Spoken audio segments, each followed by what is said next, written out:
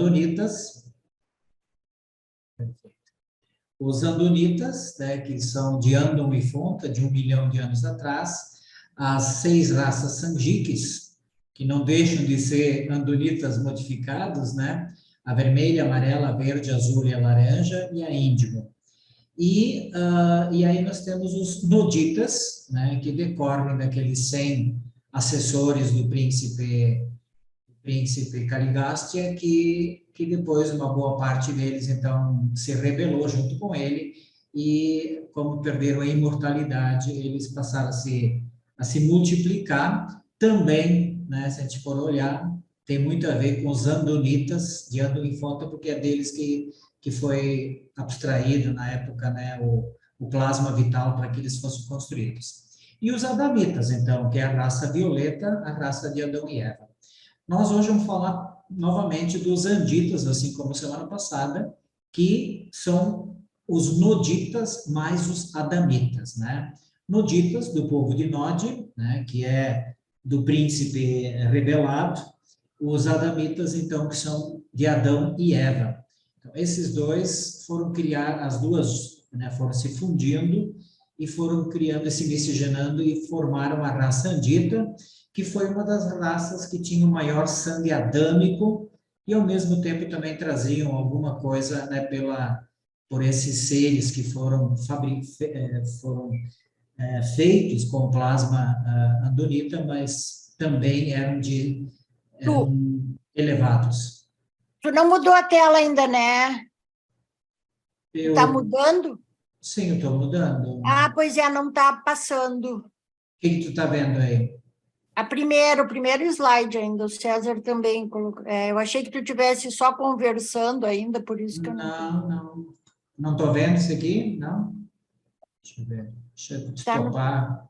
Talvez tu tenha que sair e voltar. E voltar, né?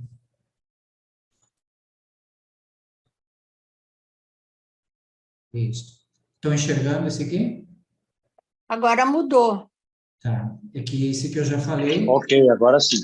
Tá. Então, desculpem, eu estava falando sobre todas essas questões aqui, mas eu acho que não precisa repetir muito, não.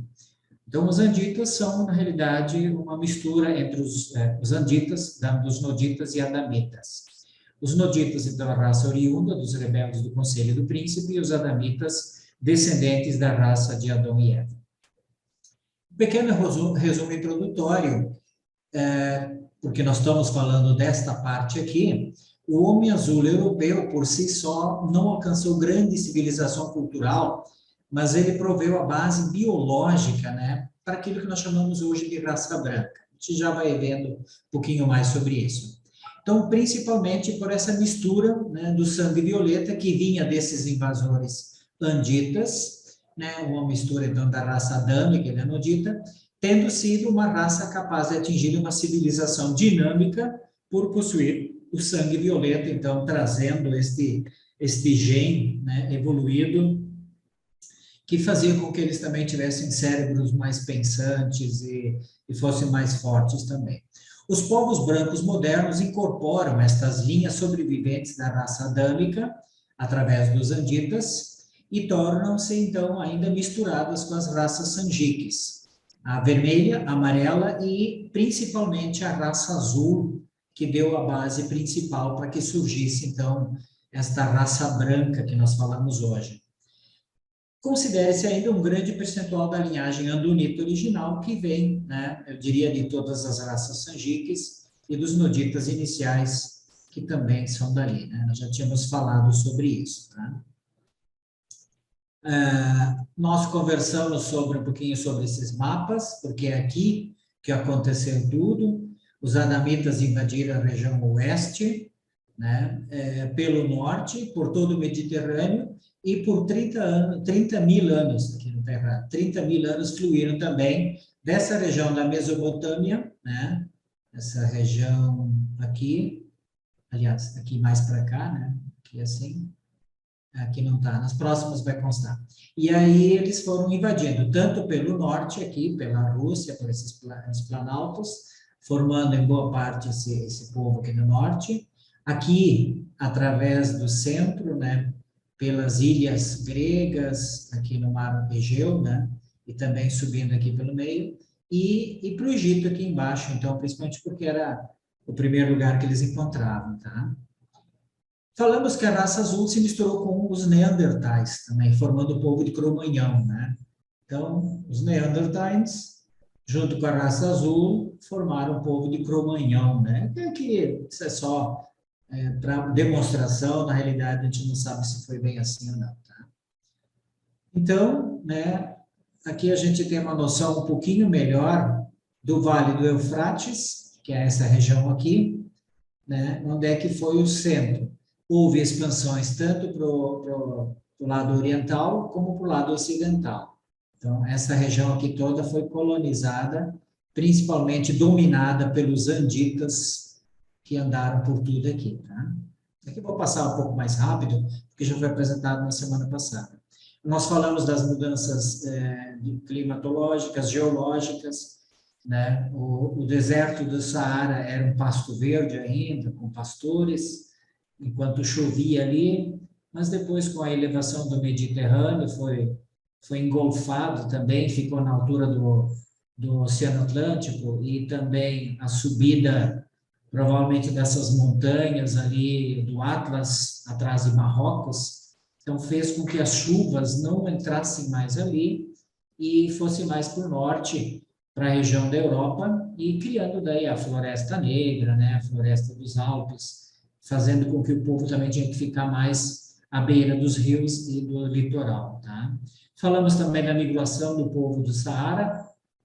Quando ele ficou seco, né, teve 3 grupos, uns saíram para o norte, na direção da Europa, formando depois aquele povo mediterrâneo, misturado com os anditas, né, e o pessoal do norte, ali da Europa, os azuis, e teve aqueles outros que saíram, passaram por cima ali do Eufrates, foram, né, para a Índia e até o Ceilão, né? E outros, né, ficaram mais ali no sul e foram para o Vale do Rio Nilo, né, por muitos milhares de anos, fazendo com que a cultura baixasse lá.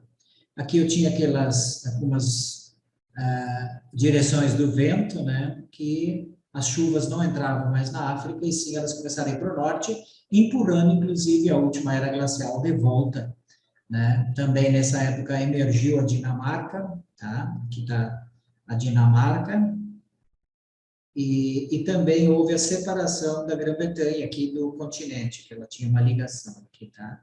Então, isso tudo surgiu naquela época aí, né?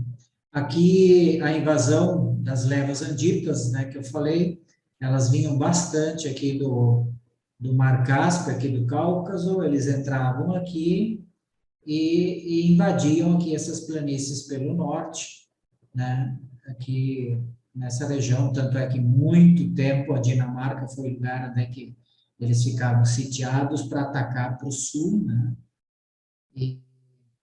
e aí a gente tem uma noção mais ou menos. As últimas foi a cavalo, né? Que eles entraram aqui em grandes... Porque eles a pé iam muito devagarzinho, iam se misturando, se dispersando, mas a cavalo aquilo ia sendo mais em bloco, e atacavam realmente, e venciam, e dominavam aqueles povos todos ali. Falamos das lendas na história dos povos europeus, né, do norte, o Thor de fato existiu, não como um deus, como uns criaram lendas, tá? Mas ele era um chefe militar que foi um dos que venceu, né, os povos do norte que venceram mais o pessoal do centro da Europa ali, né? Destruindo culturas e civilizações, né, com essas invasões todas, conquistando, né, a parte central também. A última resistência, que foi por 500 anos, no Rio Somme, na França, né? Então, o livro de Urântia nos conta isso. Aqui nós tínhamos visto essa altura fala do homem de Heidelberg, Neandertal e Cro-Magnon, só para ter uma ideia. Bom, saímos daqui hoje, então, parte 2, né? Vai um cafezinho? Então, vamos continuar aqui, tá? Pode ser que esse slide aqui nós já tínhamos visto, mas vamos só emendar, e os outros, então, são novos. Desde os tempos das últimas migrações anditas, a cultura esteve em declínio no Vale do Eufrates. Ou seja, né, foi saindo gente, né, imagina, de 37, 38 mil anos atrás até, sei lá, 3 mil anos antes de Cristo ali, aquilo foi esvaziando, né?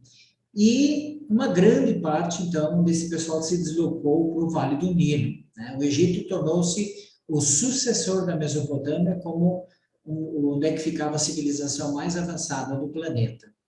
E no Vale do Nilo, lá, ele, que também sofria de inundações até um pouco antes do Vale da Mesopotâmia, né? Entretanto, saiu-se muito melhor. Por quê? É que esses contratempos eles foram compensados por esses imigrantes anditas que vinham do Eufrates. E eles estavam acostumados com enchentes, sabiam lidar com isso, né? Então, para eles ficou tranquilo e ajudaram, inclusive, os egípcios. Então, contudo, ali por volta de 5 mil anos antes de Cristo, né, houve, então, inundações durante o período das inundações da Mesopotâmia. 7 grupos distintos de seres humanos estavam no Egito e somente um que não era da Mesopotâmia. Provavelmente era o pessoal do sul ou que tinha migrado de fora, mas quase todo mundo eram grupos que vieram da Mesopotâmia, né?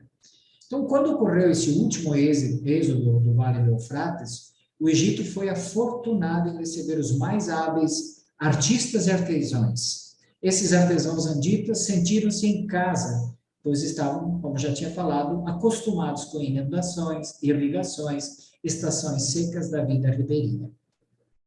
E apreciavam, né, a posição protegida também do Nilo, onde ficariam menos sujeitos àquelas invasões hostis que já tinha, que era muito comum ali no Eufrates, né? O pessoal vinha do Oriente, vinha do Norte, e acrescentaram muito a habilidade dos egípcios com metalurgia. Ali eles trabalhavam com minério de ferro que vinha, né, do Sinai, e não das regiões do Mar Negro, onde é que eles tinham antes. Então, aqui só para nós termos uma ideia, tá? Eles, principalmente essa região aqui foi perto do Cairo, aqui, né, foi a região que no começo era mais utilizada, né? Claro que depois teve faraós que construíram aqui embaixo, né? As pirâmides, já vamos falar um pouquinho mais sobre essa parte, tá? Aqui tem as pirâmides. Aqui tem a trajetória, eu acho que era a trajetória de Moisés. Ele saiu de Ur, tá? Fez toda essa volta aqui. Eu acho que o irmão dele ficou por aqui. E depois ele veio aqui e ele foi até o Egito, né? Depois ele voltou para essa região de Jerusalém, que era para dominar por conta, porque ele estava trabalhando com os egípcios, né? E aí foi que o nosso amigo, né, o Melquisedeque Maquiventa, encontrou ele, então, para trabalhar ele, tá? Só um mapa para a gente... Os anditas, ao longo do rio Nilo, vamos ver o que aconteceu mais. Os egípcios reuniram muito cedo as deidades municipais em um elaborado sistema nacional de deuses. Desenvolveram uma teologia extensa e possuíam um sacerdócio igualmente bastante opressivo e bastante extenso. Vários líderes diferentes buscavam reviver os remanescentes dos primeiros ensinamentos religiosos dos setitas, né, de Sete. Setitas, né, que foram criados por um dos filhos de Adão e Eva, os Sete, mas esses esforços tiveram duração curta. Os anditas construíram as primeiras estruturas de pedra no Egito, essa aqui é uma parte interessante. A primeira e a mais bela pirâmide de pedra foi erigida por Imhotep, um gênio da arquitetura andita, quando serviu como primeiro-ministro. As edificações anteriores haviam sido feitas com tijolos, e embora muitas estruturas de pedra houvessem sido erigidas em várias partes do mundo, esta era a primeira no Egito, tá? Então, essa época brilhante de cultura foi interrompida bruscamente por guerras internas ao longo do Nilo, e o país foi também invadido, como eles também eram na Mesopotâmia, por tribos inferiores e inóspitas da Arábia e pelos povos do sul. e, em resultado disso, o progresso social esteve em contínuo declínio durante mais de 500 anos. Tá? Então, essa aqui é a pirâmide que o Imhotep construiu. Né? Eu sei porque tem um filme agora recente que também fala em Imhotep, mas fala que ele é diferente. Né? Mas esse Imhotep, que era um camarada da Mesopotâmia, ele que era o arquiteto para montar a primeira pirâmide, essa aqui, se não me engano, é no tempo de José, um faraó chamado José II e III, foi nessa época que ele construiu, até eu fui atrás disso, né? Deixa eu ver se tem aqui, não, está indo mais adiante um pouquinho. Ela fica 28 quilômetros ao sul das pirâmides, das três de Gizé, tá? Porque Cairo fica, para quem olha aqui do sul para o norte, Cairo, logo antes de iniciar o delta ali do Nilo, né? Cairo fica logo à direita. E a planície de Gizé fica do lado esquerdo do rio Nilo. E um pouquinho para baixo é essa pirâmide do Imhotep, que ainda está de pé. Está desse jeito aqui. Durante o declínio da cultura mesopotâmia, uma civilização superior, né, por algum tempo, surgiu nas ilhas do leste mediterrâneo. Aproximadamente há 12 mil anos atrás, antes de Cristo, ou seja, 14 mil anos, né, uma brilhante tribo andita, né, migrou para Creta. Essa foi a última ilha, a única ilha colonizada tão prematuramente por esse grupo superior, e passou praticamente 2 mil anos antes que os descendentes desses marinheiros se espalhassem pelas ilhas vizinhas. Tá? Então, a ilha de Creta, já tem uma imagem, já vou colocar aqui. Esses grupos eram compostos por anditas de crânio estreito e de pequena estatura, que se haviam mesclado por casamento com a divisão vanita dos noditas do norte. Aqui vocês entendem? Vanita, que vem de Van, né? Van era um dos assessores do príncipe que ficaram fiéis a Micael, né? E que ficou aqui por 160 mil anos, praticamente, depois da rebelião de Lúcifer, e ficou até perto de um lago que se chama Van, hoje na Turquia, né? Mas ele se dava com os noditas, tanto é que quando foram construir o Jardim do Éden, né, os vanitas se usaram, então, dos noditas também. Todos tinham estaturas abaixo de 1,80 m e haviam sido literalmente expulsos do continente pelos seus companheiros maiores e inferiores.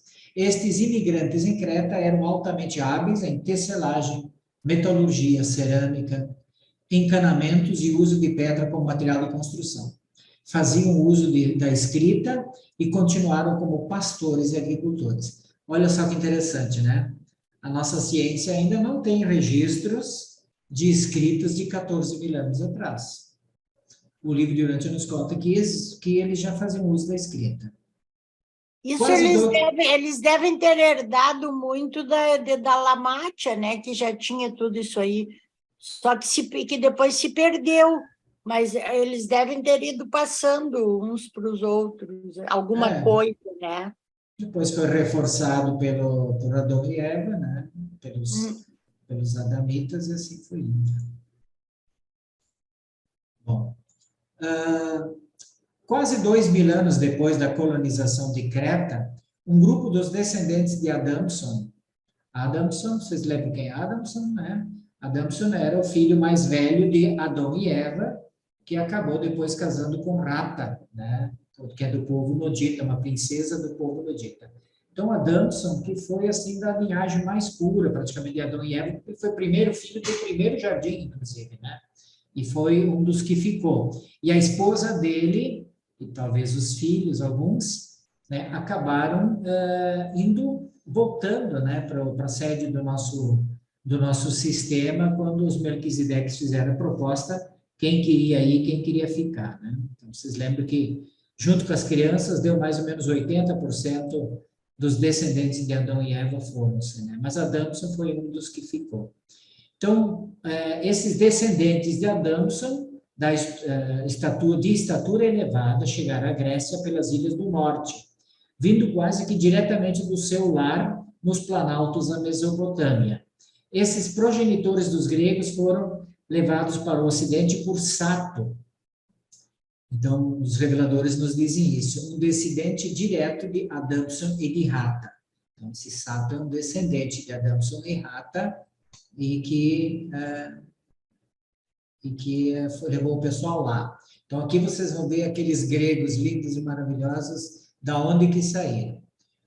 O grupo que finalmente se estabeleceu na Grécia consistia de 375 pessoas, né? Dos povos selecionados e superiores, que faziam parte do fim da segunda civilização dos Adamsonitas, que são os descendentes de Adamson. Esses filhos mais recentes de Adamson traziam as linhagens, então, mais valiosas das raças brancas emergentes. De uma ordem intelectual elevada, eram fisicamente considerados os mais belos dos homens desde os dias do primeiro Éden. Dentro de pouco tempo, a Grécia e a região das ilhas do Mar Egeu sucederam à Mesopotâmia e ao Egito, como centro ocidental de comércio, arte e cultura. Porém, como se deu no Egito, de novo, praticamente toda a arte e ciência do mundo egeu vinha da Mesopotâmia, exceto pela cultura dos ancestrais adamsonitas dos gregos. Toda a arte e todo o gênio desses povos ulteriores são um legado direto à posteridade de Adamson, o primeiro filho de Adão e Eva e da sua extraordinária segunda esposa, Rata, uma filha descendente direta da assessoria nodita pura do príncipe Caligástia.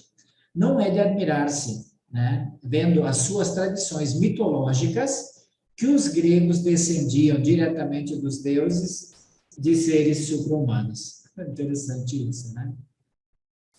Então, aqui nós temos o Mar Egeu, né? A ilha de Creta, que é essa maior aqui, né? Quase em frente aqui ao Cairo, aqui a saída, né? Aqui está Chipre, onde é que foi o primeiro jardim, quando era ligado à Síria ainda, né?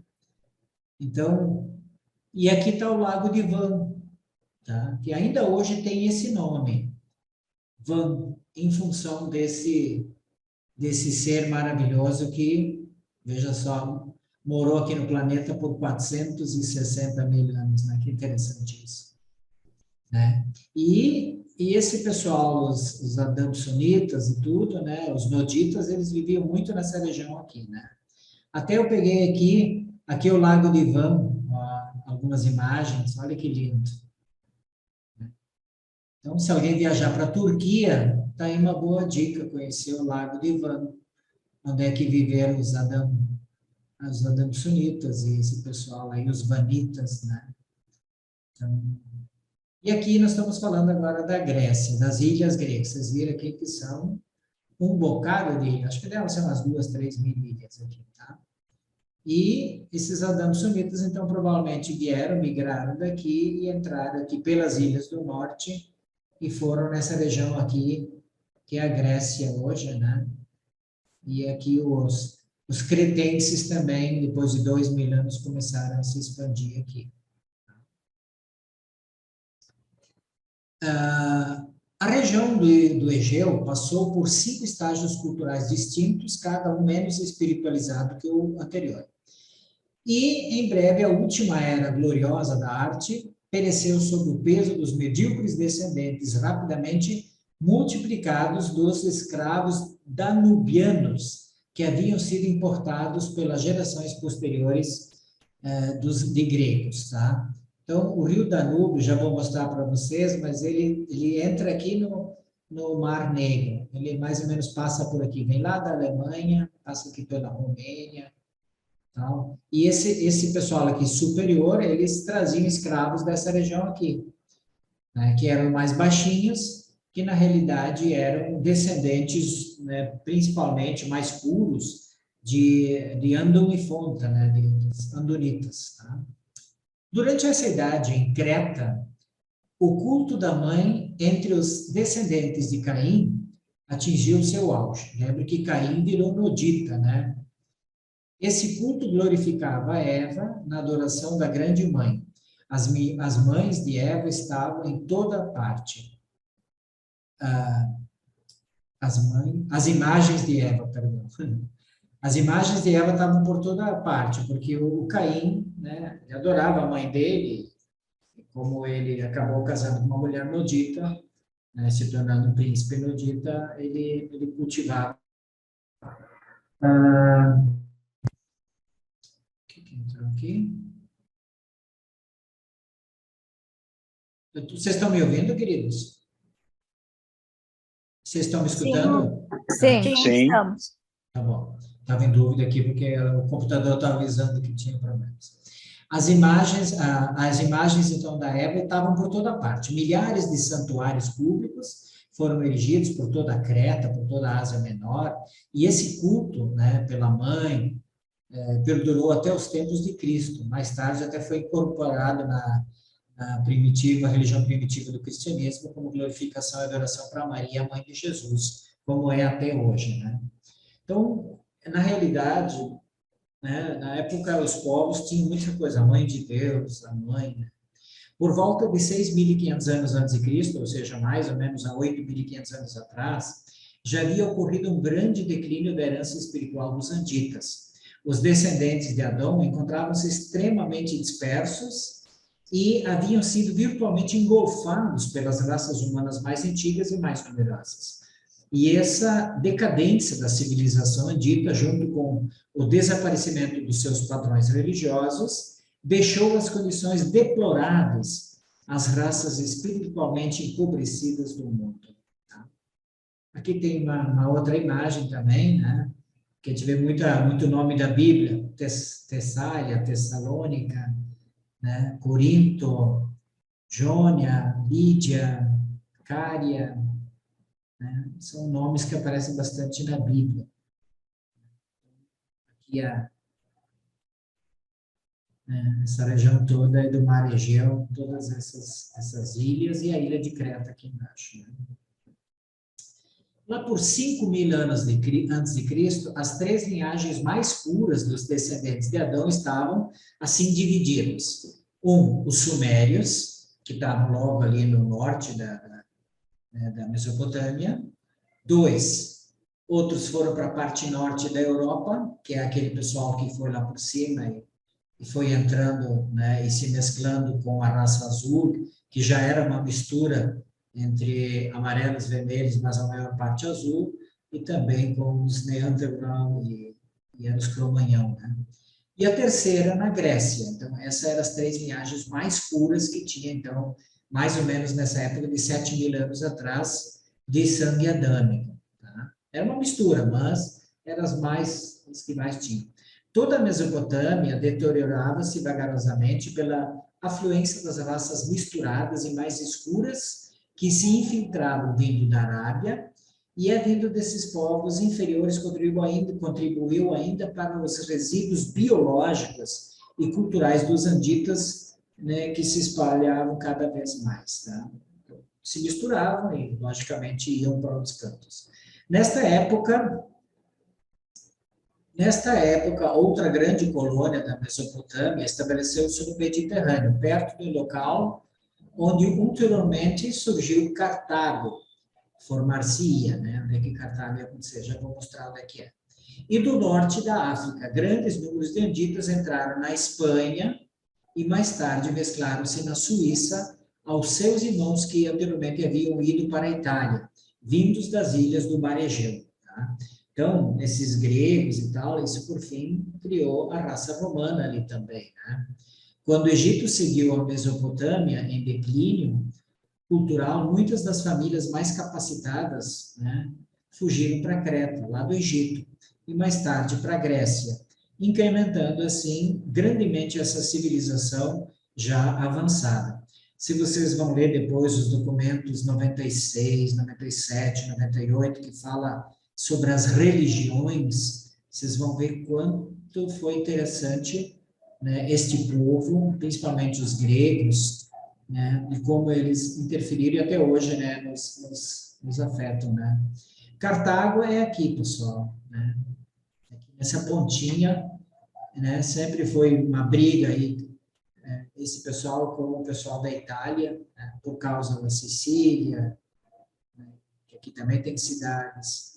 Isso que antigamente aqui tinha uma ponte de terra, mas depois que o Mediterrâneo subiu e se nivelou com o Oceano Atlântico, isso aqui tudo foi tomado por água, né? E houve realmente grande morte de pessoas, né? O livro conta que foi onde é que mais houveram mortes de pessoas. Então, aqui as guerras púnicas, né? Que aconteceram mais ou menos aí 250, 300 a.C., né? Roma toma Sicília de Cartago, Cartago pega de volta, é uma brigaiada. E aqui, então, o mar Egeu, a ilha de Creta, olha só, aqui a Turquia, né? Como ela é cheia de morros também, né? E essa região aqui dos Balcãs também, né, que também é aqui nesse lugar que muitos dos andonitas, de Andon e Fonta, se esconderam nesses vales, ficaram nesses cantos aqui, né? Aqui também uma imagem ainda, Sicília, Malta, Creta, Lago Negro, Córcega. Então, aqui muitos andonitas vieram por aqui e também entraram na Espanha por aqui. Ó. Os anditas das ilhas do Mediterrâneo. Vamos ver, então, que os gregos não eram apenas grandes instrutores e artistas, mas eles eram também os maiores comerciantes e colonizadores do mundo naquela época. Antes de sucumbir à maré enchente de coisas inferiores, que finalmente engolfaram a sua arte e o seu comércio. Eles tiveram êxito em implantar tantos postos adiantados de cultura a oeste, que uma grande parte dos avanços da civilização grega primitiva perdurou junto aos povos posteriores do sul da Europa. E muitos dos descendentes miscigenados desses adamsonitas, né, lembra então, os gregos são principalmente esses altos, né, bonitos, são descendentes de Adamson e Rata, e tornaram-se incorporados às tribos das terras continentais adjacentes. Eu diria, né, aqui, se Creta era aqui, então, esse pessoal aqui a Itália, né, esse pessoal tudo descende muito dessa região aqui, que depois, porque eles de fato se tornaram colonizadores, né? Eles colonizaram aqui, essa região aqui. Os povos anditas do Vale do Eufrates, eles migraram para o norte, até a Europa, onde se misturaram aos homens azuis. E para o oeste, para as regiões do Mediterrâneo, onde se misturaram com os remanescentes dos já misturados saarianos e com os homens azuis do sul. E esses dois ramos da raça branca estiveram e ainda estão bastante separados pelos sobreviventes braquicéfalos, cabeças achatadas, tá? A chamada raça alpina. Eles descendem mais de Andon e Fonta.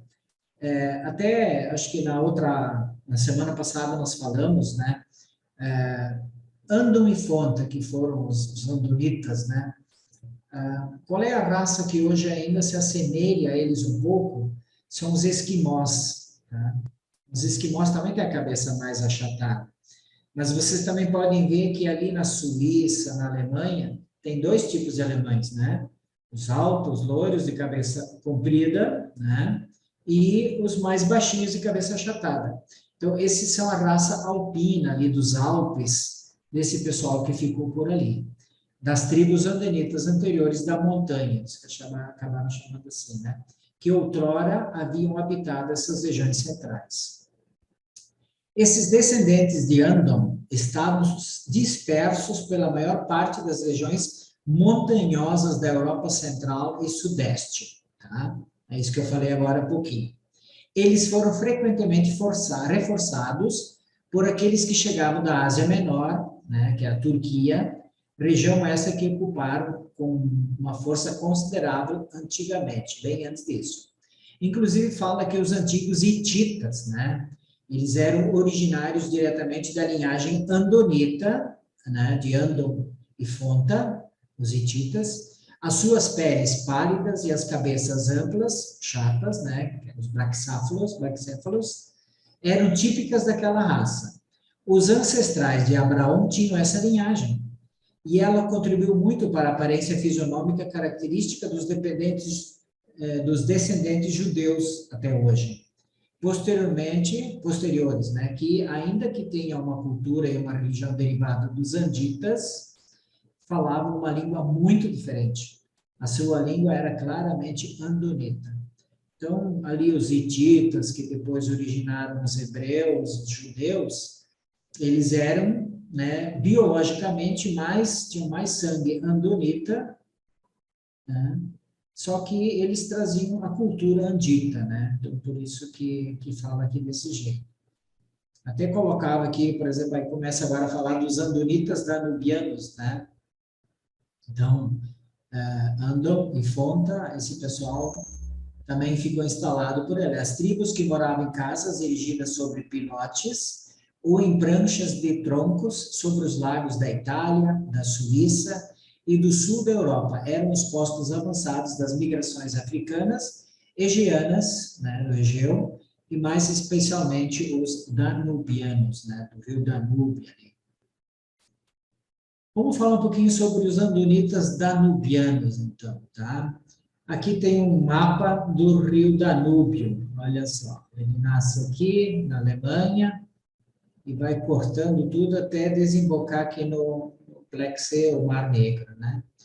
Os danubianos eram andonitas, lavradores e pastores que haviam chegado à Europa, passando pela Península Balcânica, né? Que é os Balcãs, é essa morraiada aqui, tá?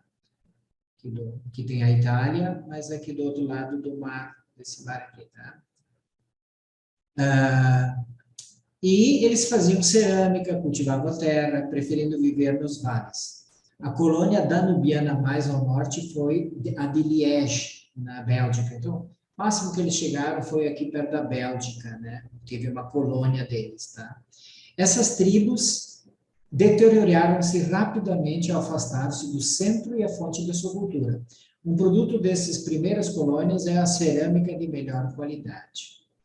Então, esses danubianos tornaram-se adoradores da mãe por causa do trabalho dos missionários de Creta. Essas tribos amalgamaram-se, misturaram-se posteriormente com os grupos de marinheiros andonitas, né, que vieram em barcos da costa da Ásia Menor, né, e que também eram adoradores da mãe. Grande parte da Europa Central achava-se assim logo colonizada por esses típicos mistos de raças braquicéfalos brancos, cabeça achatada e baixinhos mais um pouco, tá? Que praticavam a adoração materna e o rito religioso de cremar os mortos. Então, pois era hábito dessa adoração da mãe queimar os seus mortos em cabanas de pedra. Então, por isso, até daqui a pouco eu vou falar que a gente não acha muito, né, a história dos europeus, porque eles queimavam seus mortos, né? Então, essa era uma questão.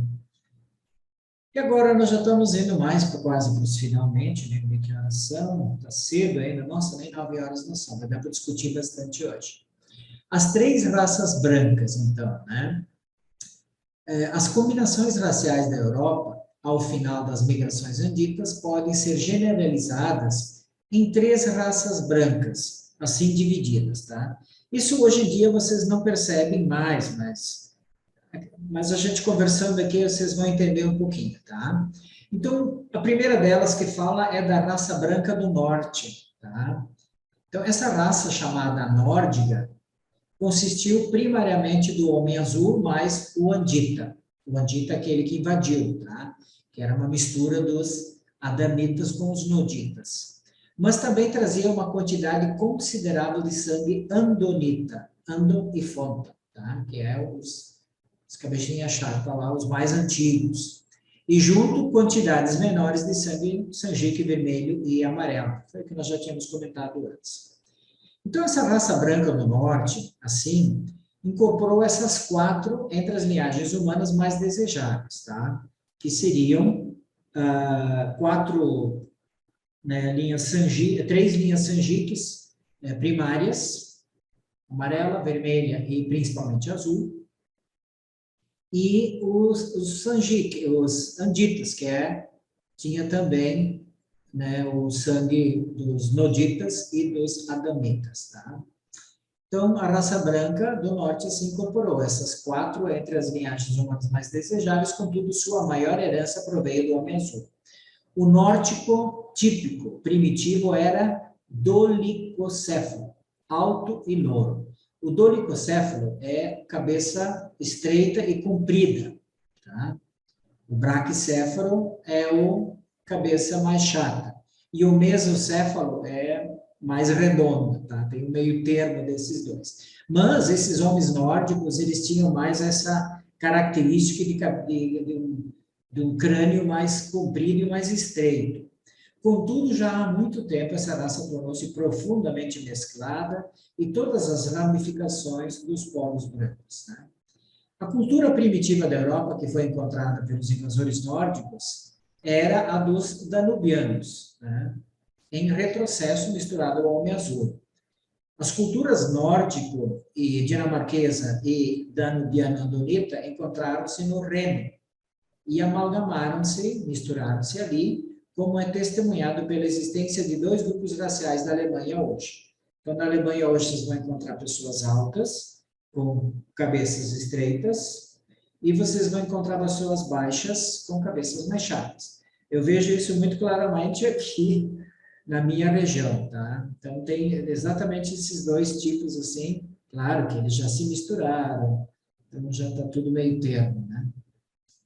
Os nórdicos deram continuidade ao comércio do âmbar, da costa báltica, fazendo um grande comércio com os braquicéfalos do Vale do Danúbio através da passagem de Breda. Tá?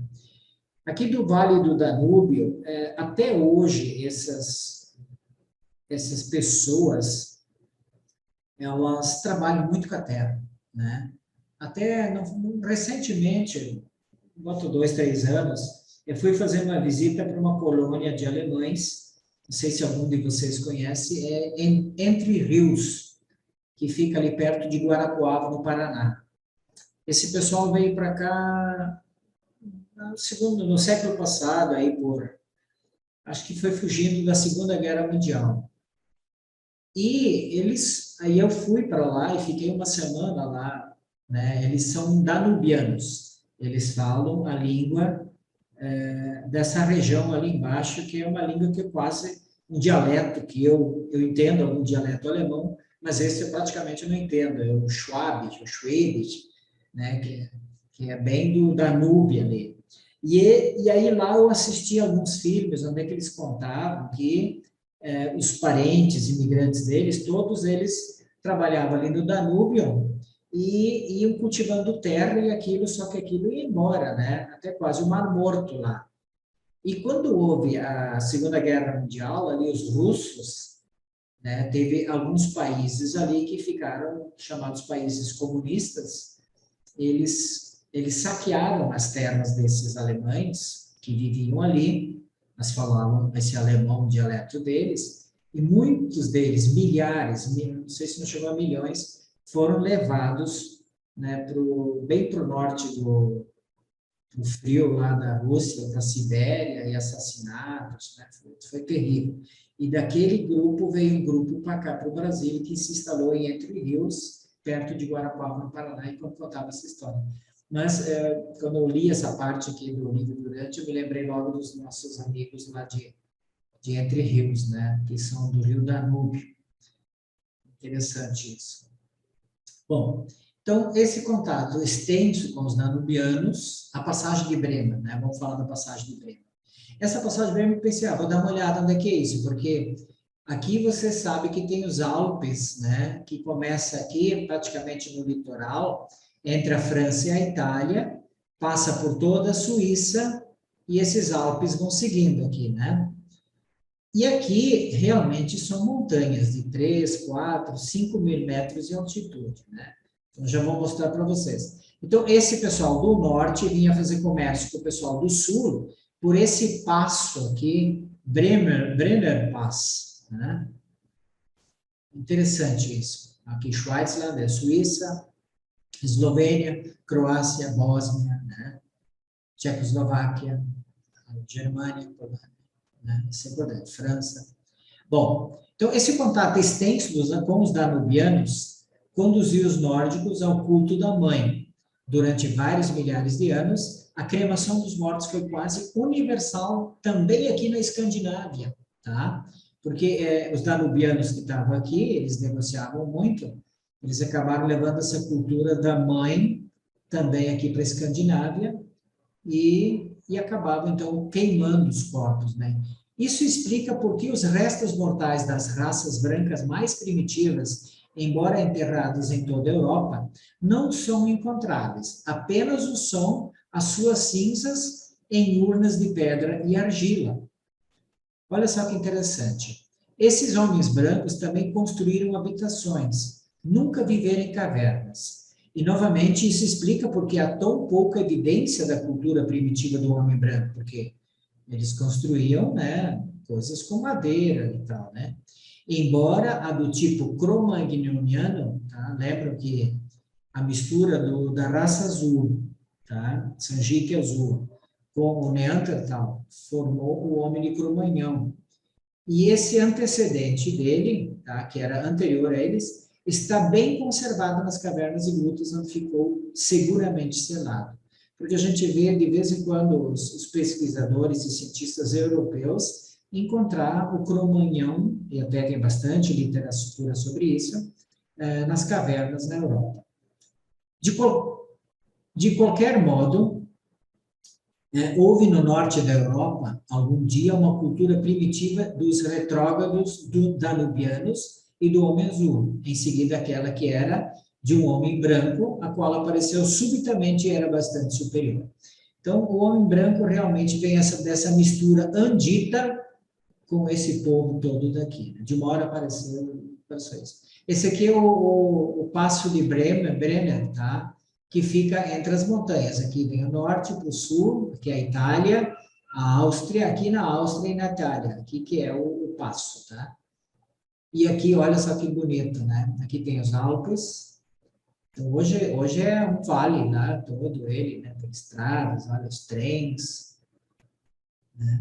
Aqui, olha, realmente é interessante, né? Então, só para vocês conhecerem, se um dia forem para a Europa, esse Brenner Pass aqui na Áustria e na Itália é bem interessante. Falamos da primeira, do povo nórdico. Agora vamos falar da segunda raça branca central, tá? Agora estou falando do centro da Europa.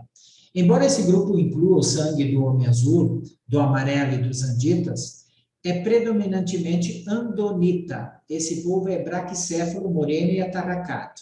Então, lembra que os nórdicos eram de cabeça estreita, esses do centro são mais de cabeça chata, são esses que têm uma descendência maior dos andonitas, de Andon e Fonta, que viviam naquelas vales, naquelas montanhas ali, tá? Eles estão colocados como uma cunha entre as raças nórdicas e as do Mediterrâneo, e as mediterrâneas. A ampla base dessa cunha repousa na Ásia, como vértice penetrante o leste da França, tá? Então, durante quase 20 mil anos, os andonitas haviam sido empurrados, andonitas, lembrem, Andon e Fonta, tá? Os mais antigos, haviam sido empurrados cada vez mais para o norte da Ásia Central pelos anditas. Então, tentem visualizar isso. Ali na Mesopotâmia, no norte da Mesopotâmia, perto da Turquia, do Turquestão, ali foram se formando os anditas, que eram misturados com os noditas e os adamitas e todo o povo que estava lá. E eles foram empurrando esses baixinhos cada vez mais para o norte, tá? Lá para dentro da Rússia, do Turquestão, lá para aqueles cantos lá, tá? Só que o que diz aqui? Por volta de 3.000 anos antes de Cristo, ou seja, mais ou menos 5.000 anos atrás, uma aridez crescente estava conduzindo esses andonitas de volta ao Turquestão, porque eles estavam mais para o norte. Esse empurrão recebido pelos andonitas, por causa do tempo, né, da aridez, para a direção sul, continuou por mais de 1.000 anos, por mais de 1.000 anos. e dividindo-se ao redor dos mares Cáspio e Negro, porque eles foram voltando ali, né?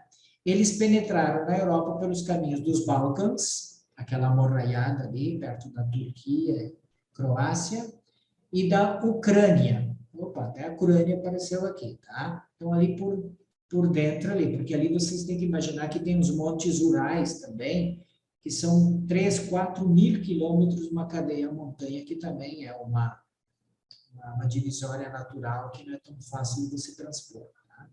E durante a metade posterior do seu período, a invasão levou consigo um número considerável de haditas iranianos, bem como muitos dos descendentes dos sacerdotes setitas, né? Ali os nuditas ainda tem, não sei se algum de vocês já fez uma pesquisa, mas não faz muito tempo eu vi uma reportagem que falava dos iranianos ali do norte, loiros e de olhos azuis. Não sei se alguém viu isso. Né? E eu vi aquilo, eu me lembrei que provavelmente deve ter uma mistura, né, da raça violeta ainda bastante forte, talvez. Não sei também se vem disso ou não, ou se é dos Neandertal também, né? Bom, bem como muitos dos descendentes sacerdotes setitas, tá? Esse pessoal tá tudo por ali ainda e foi entrando também junto. Por volta de 2.500 antes de Cristo, ou seja, 500 anos antes do nosso amigo Abraão e do Melquisedeque, né, Maquiventa, o curso para o oeste, que empurrava os andonitas, alcançou a Europa. E essa invasão de toda a Mesopotâmia, da Ásia Menor e da base do Danúbio pelos bárbaros das montanhas do Turquestão, que eram esses andonitas, constituiu o mais sério e prolongado de todos os retrocessos culturais até aquela época. Por quê? Porque eles estavam enfiados lá e ainda eram bastante, né, culturalmente bastante atrasados.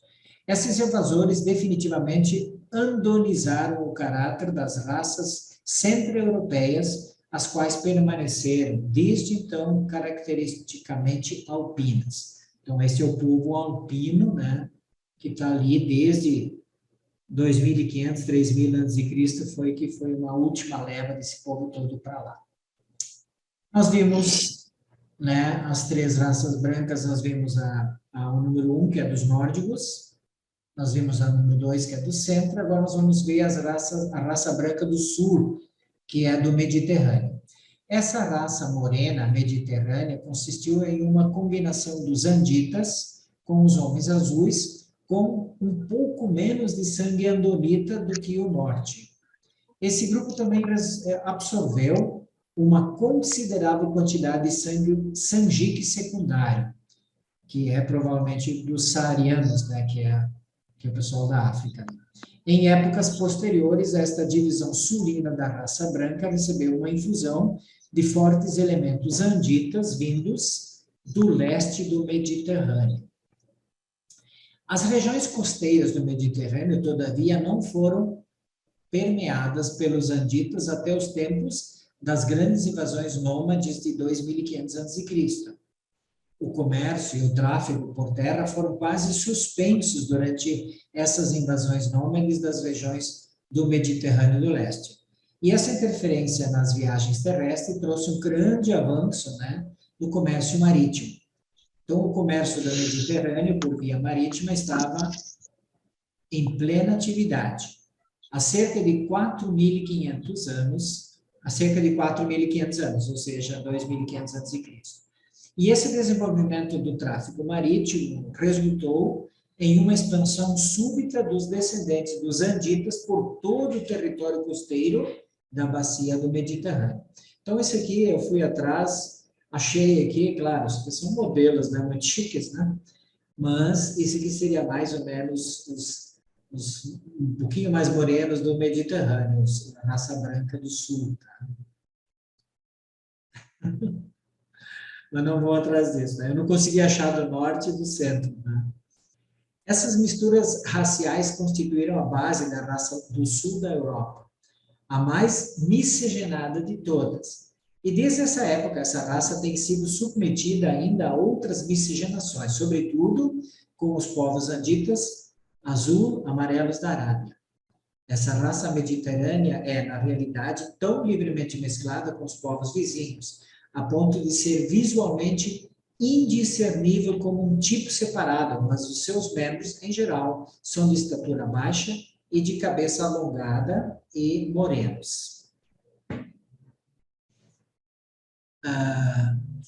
No norte, os anditas suprimiram os homens azuis por meio de guerras e de casamentos. No sul, eles sobreviveram em maior número, né? Em maior número. Ou seja, os bascos e os berberes apresentam a sobrevivência de 2 ramos dessa raça, mas mesmo esses povos miscigenaram-se profundamente com os saarianos. Então, os bascos ali, né? Sabe o que é? Esse foi o quadro da miscigenação racial apresentada na Europa Central por volta de 3.000 anos antes de Cristo. Apesar da falta adâmica parcial, os tipos mais elevados miscigenaram-se por ali. Esses foram os tempos da nova idade da pedra, que se sobrepôs à posterior idade do bronze. Na Escandinávia, era já a idade do bronze associada ao culto da mãe. No sul, na França e na Espanha, era a nova idade da pedra, associada à adoração do sol. Essa foi a época da edificação de templos circulares e sem teto para o sol.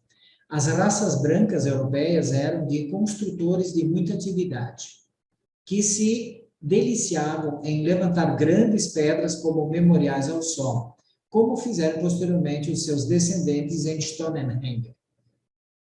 A voga da adoração ao sol indica que esse foi um grande período para a agricultura no sul da Europa.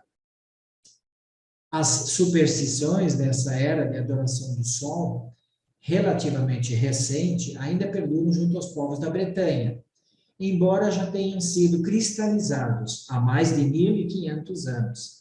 Esses bretões ainda conservam os amuletos da nova idade da pedra, para afastar o mal-olhado. Eles ainda conservam aqueles aerólitos nas chaminés, como proteção contra relâmpagos.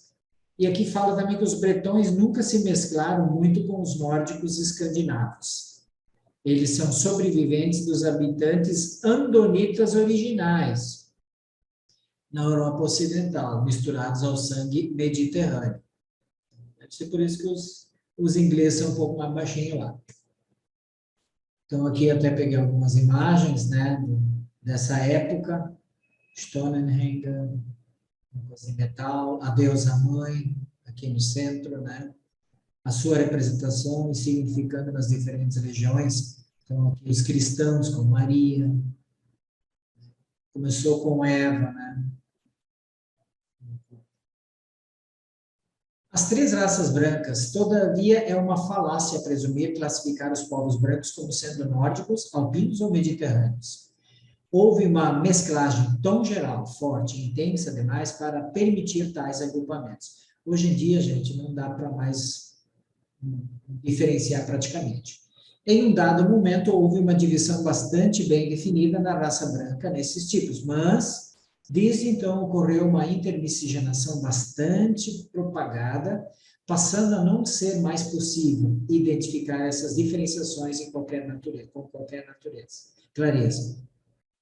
Mesmo em 3.000 a.C., os antigos grupos sociais já não eram de só uma raça. Não mais do que os atuais habitantes da América do Norte. Olha só que bacana. Essa cultura europeia, durante 5.000 anos, continuou expandindo-se e se intermesclando em uma certa medida, e a barreira da língua, entretanto, impediu a reciprocidade plena entre as várias nações ocidentais. De fato, né? Na Europa sempre teve muitos dialetos, né? Cada vilarejo tinha o seu dialeto. Eu ainda falo um dialeto da região central da Alemanha lá, né? Mas até que dá para me entender com os malucos lá. Durante o último século, essas culturas vêm tendo uma oportunidade melhor de combinação e mesclagem na população cosmopolita da América do Norte. Então, aqui está falando o quê? Claro que ele está falando lá no tempo da revelação, no início do século passado, ele está comentando isso. Olha, gente, então agora está havendo essa possibilidade dessa miscigenação cultural, né? A população cosmopolita da América do Norte e o futuro desse continente será determinado pela qualidade dos fatores raciais com os quais lhe é permitido compor as suas populações atuais e futuras, bem como pelo nível mantido na sua cultura social. Então, assim, meus queridos, eu vou encerrando esta apresentação, para a gente ir discutindo, mas, né, essa mistureba toda aqui é uma mistura já de tudo. Tá? Aqui tem, a ideia talvez seja lá no futuro ter todas as raças miscigenadas, como o livro de Urântia e os Reveladores nos contam, que provavelmente a gente vai chegar a um ponto de uma miscigenação tal que todos os povos, todas as raças do planeta Urântia possam dizer, de fato, somos filhos de um só pai, porque todos somos muito parecidos, né? Então, esse é o povo. Cada raça com suas características. E eu acho muito bacana, né? Esses dias eu li sobre isso, a questão da miscigenação, ela faz com que alguns genes dominantes fiquem sempre. E os dominantes geralmente são os bons, né? Vai o cafezinho aí?